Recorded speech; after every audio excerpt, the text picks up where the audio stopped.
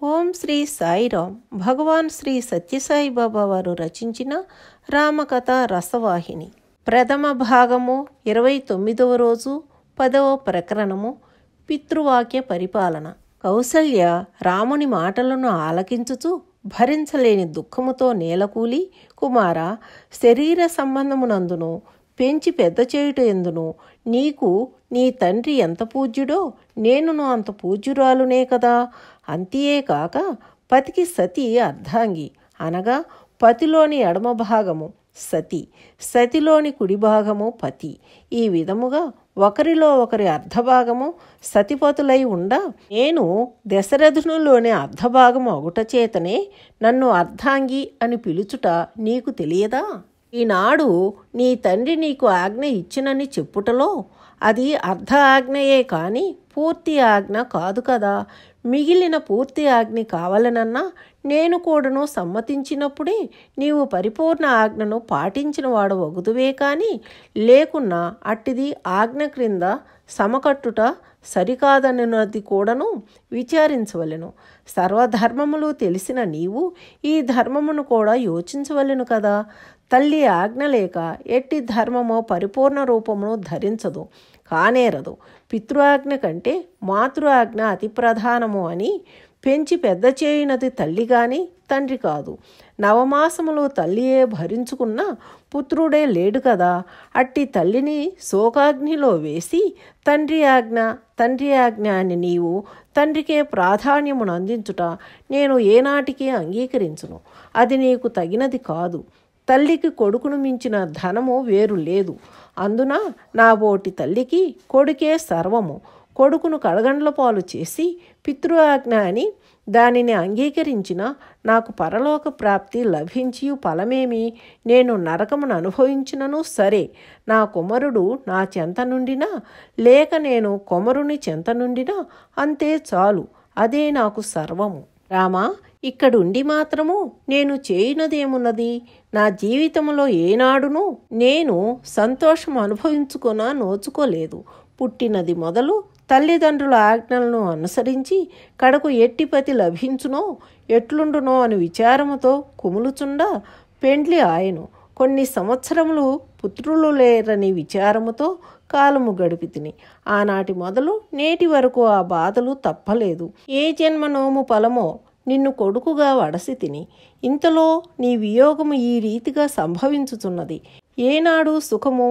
జీవితమే ఒక దుఃఖసాగరమై అందులో పడి గట్టు చిక్కక ఈదలేక మునకలు వేయుచున్న నాకు రామధార యొక్క పట్టుకొమ్మగా ఉండెను. నేను దానిని కూడాను వీడినా నా గతి ఏమగునో బాగా విచారించుకో నాయనా. నేను లేకపోవుట చేత నీ తండ్రికి ఏ కొరతయూ ఉండదు. అతని ఆనందము కైకతో చేరినదే కాని మరెవ్వరూ అవసరం ఉండరు.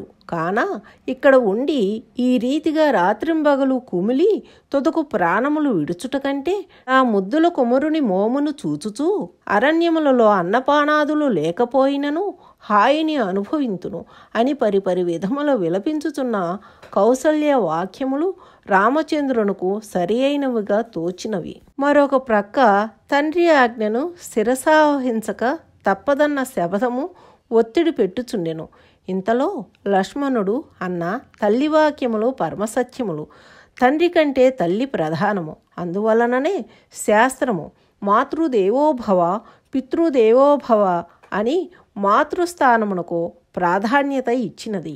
నీవు అంత పట్టుబట్టి మాతృదేవిని బాధపెట్టుట మంచిది కాదు అని తెలుపగానే రాముడు, లక్ష్మణ, పుత్రవాత్సల్యంతో పరితపించు తల్లి మాటలనే నీవు పాటించుతున్నావు కానీ రాజ్యమునకు యావత్ ప్రపంచమునకు ప్రజలకు సంబంధించిన పితృవాక్యములు నీవు విచారము చేయకుండుటలో ఉన్న అంతరార్థమేమీ బోధపడుటలేదు. ఒక ధర్మము వలననే అర్ధ కామ మోక్షములను 3 పురుషార్థములు సమకూరును. ఇందులో సందేహం అక్కరలేదు. ధర్మానుష్ఠానము వలన భార్య అనుకూలవతి అయి ధర్మానికి అభిమతమై కామానికి సుపుత్రయ్యి దాన్ని సమకూరుస్తుంది. అదే విధముగా ధర్మము, అర్థము, కామము ఈ 3 ఏ పని వలన సమకూరవో ఆ పని చేయకూడదు. కేవలము అర్ధపరుడైన వానిని లోకము ద్వేషిస్తుంది. కేవలము కామపరత్వము అప్రశస్తము. అందువలన ధర్మము సమకూరే పని చేయవలెను. లక్ష్మణ, అంతేకాదు, దశరథ మహారాజు మనకు తండ్రి, గురువు, రాజు. ఆయన కోపము వల్ల కానీ, కామము వల్ల కానీ, ప్రేమ వల్ల కానీ ఏమి ఆజ్ఞాపించినా మనము చేసే తీరవలెను. పాపకర్ముడైన కొడుకు తండ్రి చెప్పినది చేయకపోవచ్చు. నేను అట్లు కాదు. నాన్నగారు ఏమి చెప్పినా నేను శిరసావహింతును. అందులో నీకు కొంత సందేహము కలగవచ్చును. తండ్రి మూర్ఖుడై, కామాంధుడై, నిత్యానిత్య పరిజ్ఞానము లేక తన స్వార్థమనే లక్ష్యమందుంచుకుని పరుల మాటలను నమ్మి కన్న కుమారుని కష్టపెట్టుటలో అనుసరించు అధర్మమును కూడాను కుమారుడు విశ్వసించవలసినదేనా అని నీవనవచ్చు. తప్పక విశ్వసించవలసినదే. మూర్ఖుడైనను అజ్ఞాని అయినను అతనికి నీవు కుమారుడివే. దీనిని విశ్వసించినప్పుడు మిగిలినవన్నీ దానికి తగ్గు స్థాయిలే కానీ అధిక స్థాయివి కావు. తండ్రి అని విశ్వసించిన కుమారునికి తండ్రి చెప్పు విషయములు కొంత అస్తవ్యస్తమైనవిగా ఉండినా వాటిని విపులముగా వివరించి తండ్రికి నచ్చజెప్పవచ్చునే కానీ తాను చెప్పునవి అవివేకమైనవిగా భావించి తిరస్కరించరాదు. అందున దశరథ మహారాజు మహామేధావి, శూరుడు, ధార్మికుడు. మాటను నిలబెట్టుకొనుటకై అంత పరితపించుచున్నాడే కానీ కైకకు లొంగి కానీ కామాతురతతో వలన కానీ కాదు. తాను ఆనాడు ఇచ్చిన మాట సత్యము. అంతేకాక నిన్న కూడాను నీ అభిష్టమేదైనను సరే, నా ప్రాణాపాయమును కలిగించున్నదైనను సరే నేను నెరవేర్తునని కైకకు వాగ్దానము చేసెను. కాన దానిని ఓర్చుకొనుటకు మార్గము లేక, నన్ను అడవులకు పంపుటకు ఇష్టము లేక పరితపించుచున్న తండ్రిని కామాంధుడని నేను అంగీకరింపను. లక్ష్మణ, దశరథ మహారాజు తన పూర్వీకుల కంటే ధర్మాత్ముడు. ముల్లోకములలోనూ అతని పేరు ప్రతిష్టలు మ్రోగినవి, ప్రసిద్ధికెక్కినవి. అతను జీవించి ఉండగా అతని పట్టపురాణి అయిన కౌసల్యాదేవి పతిని విడిచి కొడుకుతో అడవికి వెళ్ళినదన్న వార్త లోకమునకు అపమార్గమును చూపించినట్లగును. బ్రతుకు కొంతకాలమే. ఈ అల్పకాలమునకు శాశ్వత కీర్తిని కోల్పోవట నాకు కానీ నీకు కానీ మంచిది కాదు తల్లి అని తల్లి వైపుకు తిరిగి దీనముగా ప్రార్థించుతున్న రామవాక్యములు కౌసల్యకు కొంత విచారమును కలిగించినవి. ఆమె స్తంభించిపోయినది. రాముడు ఇక నిలవడని గమనించినది. దానిని నిలుపుటకై చేసిన ప్రయత్నములన్నీ విఫలములైనవి. కడకు సమ్మతించక తప్పదని తలంచినది. తాను విలపించుకొలది రాముని బాధ పెట్టినట్టులే కాగలదని భావించినది కౌసల్య. లక్ష్మణుడు కండ్లెర్ర చేసుకుని ఒళ్ళు మరచి పెదవులు వణుకుచూ నోట మాటాడక కనురెప్పలు వాల్చక భూమిని చూచుచూ వదులుచున్న కంటిదారలను రామచంద్రుడు చూచినాడు. అట్టి స్థితిలోనున్న లక్ష్మణుని వదిలి వెళ్ళుట మంచిది కాదని యోచించినాడు. అంతేకాక తాను వెళ్ళిన తరువాత లక్ష్మణుడు విచారముతో ఏమైనను చేసుకోగలడు, ఏమైనను చేయగలడు. అట్టి చర్యలు తన వలననే జరిగినవి కాగలవు. కాన లక్ష్మణుని శాంతపరుచుట మంచిదని తలంచి రాముడు లక్ష్మణునితో, తమ్ముడా, కోపము సర్వపాపములకు ధూపము, దానిని నిగ్రహించుకో. రామచంద్రునకు ఇంత అవమానము జరిగినే అని నీవు దుఃఖపడవద్దు. సత్యధర్మములకు మానాభిమానములుండవు. ధైర్యము వహించు. తండ్రిని సేవించి ధన్యుడువు గమ్ము అని ఆశీర్వదించును.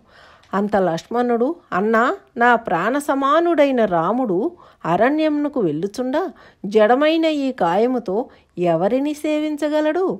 ఈ లక్ష్మణునకు రామసేవ తప్ప అన్యసేవలు అక్కరలేదు. నీ ధర్మములు నీకెటులో, నా ధర్మములు నాకట్టివే. కాన నేను తమ వెంట ఒత్తును. నాకు ఎవరి ఆజ్ఞయూ అక్కరలేదు. నేను కైకేయి కోరిన వరములలో చేరలేదు. ఒకవేళ చేరినను నేను ఆమె ఆజ్ఞ కానీ లేక ఆమె అనుచరుల ఆజ్ఞ కానీ ఆలకించను.